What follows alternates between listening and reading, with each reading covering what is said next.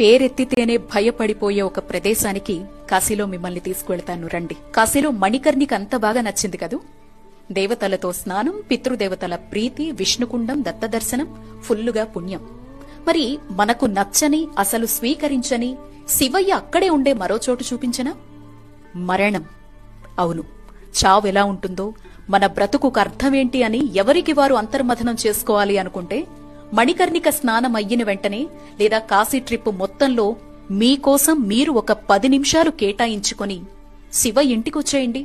అదే అండి కాశీకి అసలైన అర్థమైన మహాశ్మశానానికి.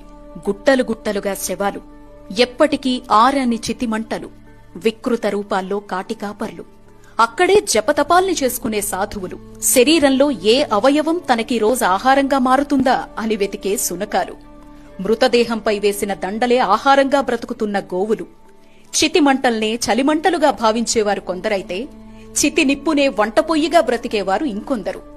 రండి, కూర్చోండి కాసేపక్కడ. ఇవి కాశీలో కనపడే సత్యాలు.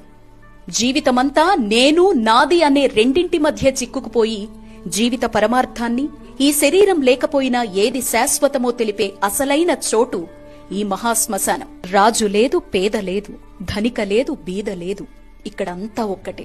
నీకోసం నీ వాళ్ళి